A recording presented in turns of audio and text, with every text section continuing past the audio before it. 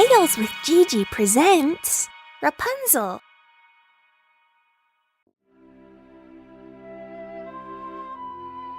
Once upon a time, there was a man and his wife. They had wanted a child for a long time, but had never had one. One day, a miracle happened, and the woman gave her husband the news that they had both so long wished for. They were going to have a baby. The man and his wife lived in a house with a small window in the kitchen overlooking a beautiful garden of fresh vegetables and flowers. Unfortunately, there was a high wall of barbed wire around it, and no one ever entered it because it belonged to a mighty witch, who everyone was terrified of. One day, the woman was looking out into the garden when she saw a bed filled with fresh radishes. They looked so enticing that she began to want some. This went on for days. She knew she could not get the radishes, and she got more and more feeble by the day. Her husband was worried about her and asked, "What is the matter, dear wife?" "I feel like I will die unless I can eat some of those radishes that grow in the witch's garden." The man, who loved his wife very much, thought that he would rather get caught by the witch than lose his beloved. He waited for night to fall so he could climb over the wall into the garden. Unseen by anyone, he quickly plucked a handful of radishes and took them to his wife. She made a radish salad and ate to her heart's content, but it tasted so good that the next day she longed for twice as many as she had before. The man had to climb over the wall again if he wanted his wife to feel well. So he went at twilight again. As he was climbing back, he saw the witch standing in front of him. He was terribly frightened as she cried, "How dare you climb over into my garden and steal my radishes?"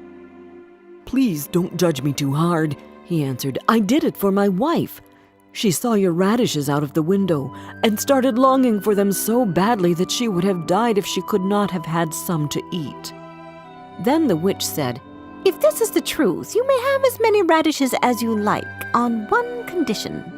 You must give me your child. I will raise it like my own." The man was so scared that he promised the witch whatever she asked for. When the time came, the child was born, and the witch appeared. She gave the child the name Rapunzel, which means radish, and she took her away as she had threatened. Rapunzel grew more and more beautiful with every passing year. On her 12th birthday, the witch locked her up in a high tower in the woods. The tower had neither stairs nor a door, but only a small window above. When the witch wished to be let in, she would cry, "Rapunzel, Rapunzel, let down your hair." Rapunzel had beautiful long hair which shone like gold and which no one had ever cut. When she heard the voice of the witch, she would loosen her plaits, let her hair down until it touched the ground so that the witch could climb up. They lived that way for years. Rapunzel's beauty was locked in the tower away from the world outside. Then one day, a prince was riding through the woods and passed by the tower. He heard a voice singing so sweetly that he stood still and listened. It was Rapunzel, who felt lonely in the tower and would often spend her time singing. The prince wanted to meet the girl who sang so beautifully, but he couldn't find a door to enter the tower. So he went back home, but he couldn't forget the girl's voice. So the next day, the prince turned back to the tower, and as he was standing there gazing at the tower, he saw the witch come up and listened while she called out, "Oh, Rapunzel, Rapunzel, let down your hair." What happened after that really surprised him, but he could finally see the girl who the beautiful voice belonged to. Then he saw how Rapunzel let down her long hair and how the witch climbed up the tower. The next day at dusk, he went to the tower and cried, "Oh, Rapunzel, Rapunzel, let down your hair." She let down her hair, and the prince climbed up. When she saw that a man had come to her room instead of the witch, she became really scared.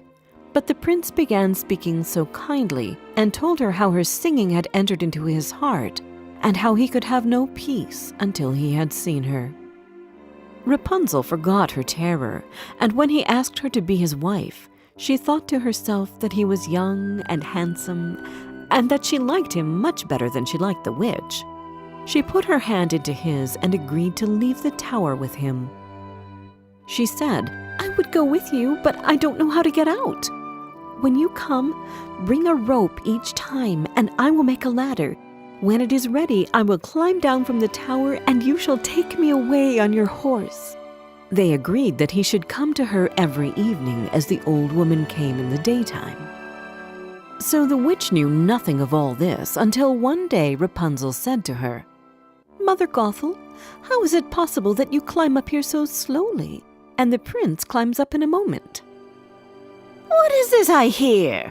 the witch cried. "I thought I had hidden you away from the world, and you have betrayed me." In her anger, she cut Rapunzel's beautiful hair and took her to a desert place, where she left her to live out her days in great misery. The same evening, the prince came to the tower and cried, "Rapunzel, Rapunzel, let down your hair!" But this time, the witch let the hair down and the prince climbed up. But instead of seeing his dearest Rapunzel, he found, to his horror, the witch looking at him with glittering eyes. "You will never see Rapunzel again," she told him, and with those words she pushed the prince from the tower. He fell on thorns which blinded him. Left without his sight, the prince wandered through the woods for months, until one day he heard someone singing.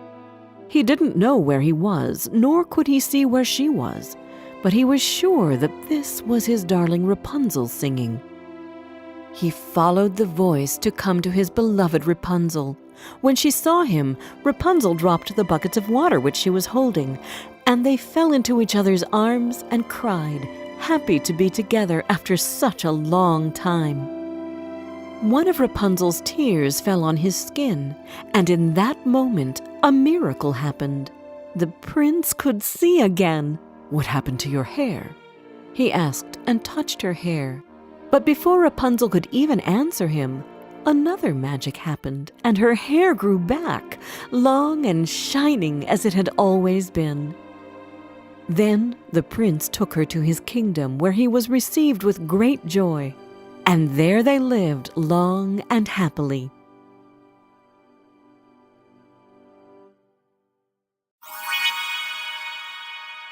Did you like this story? Download our storytelling app, Tales with Gigi, where you can find more than 30 other fairy tales and fables which can come in handy during feeding time, bedtime, or on road trips. And don't forget to subscribe to our channel. We've got new tales coming out every Wednesday.